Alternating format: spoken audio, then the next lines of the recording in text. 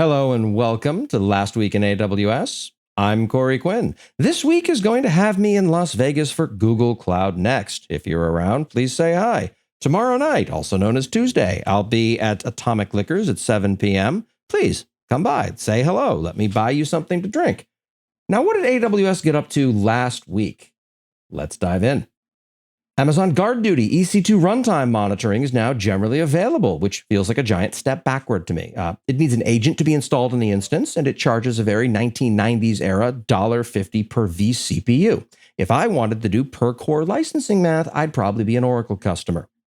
This episode is sponsored in part by my day job, the Duckbill Group. Do you have a horrifying AWS bill? That can mean a lot of things. Predicting what it's going to be, determining what it should be, negotiating your next long-term contract with AWS, or just figuring out why it increasingly resembles a phone number, but nobody seems to quite know why that is. To learn more, visit duckbillgroup.com. Remember, you can't duck the duckbill bill. And my CEO informs me that is absolutely not our slogan. Amazon SageMaker Canvas announces new pricing for training tabular models. Okay, the announcement states, for example, a quick build model with 16 megabytes of data with about 3 million cells can now be as low as under $2, and a standard build model, which runs a comprehensive AutoML experiment, might use 2 ML.C5 at 18x large instance hours and still cost you only $7.30. You forgot that $1.90 an hour session charge for using SageMaker Canvas for those 2 hours, and these people still owe me $260. Introducing AWS Code Connections, formerly known as AWS Code Star Connections, a rare glimpse into something AWS has little practice at while Google leads the world, deprecating a service people depend upon. All of CodeStar will be deprecated at the end of July. Amazon CloudWatch now supports cross-account anomaly detection. Honestly, something in CloudWatch easily working cross-account is the real anomaly. More like this, please. Amazon EKS extended support for Kubernetes versions now generally available. This is less a feature and more of a billing update. Keep current or pay 6 times more per cluster control plane. This is on balance good for the internet, but it's really going to catch some customers by complete surprise. Yes, Virginia, you really do have to update your infrastructure at least once a year. Announcing AWS Deadline Cloud. What's interesting to me about this is that it goes very well with Amazon's Nimble Studio offering, which is a managed service for visual content creation, but none of the blog posts talking about Deadline Cloud mention it at all. What am I missing here? AWS Console mobile application adds support for CloudWatch custom dashboards. I'd give a lot for there to be a reasonable way to log into the mobile app without having to go through the SSO back and forth dance every time I want to check something. The only option I can see that does this is permanent IAM keys, but that's scary stuff. AWS Lambda adds support for Ruby 3.3. I was under the impression that Ruby users were left to largely fend for themselves in put it in a container yourself land, but nope, the runtime has been updated.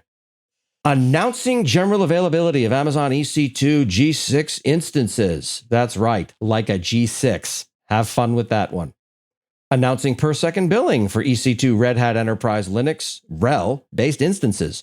EC2 rolled out per second billing effective on October 7th of 2017. 6.5 years behind current feels about right for Red Hat post-IBM. Here at the Duckbill Group, one of the things we do with, my day job is we help negotiate AWS contracts. We just recently crossed $5 billion of contract value negotiated. It solves for fun problems, such as how do you know that your contract that you have with AWS is the best deal you can get? How do you know you're not leaving money on the table?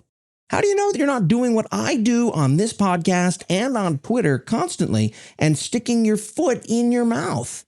To learn more, come chat at duckbillgroup.com. Optionally, I will also do podcast voice when we talk about it. Again, that's duckbillgroup.com. Why AWS supports Valkey. AWS really can't win because they're in no way sympathetic and will have their motives for sponsoring an open source fork of Redis intensely questioned, but they're doing all the right things here. AWS Activate credits now accepted for third-party models on Amazon Bedrock.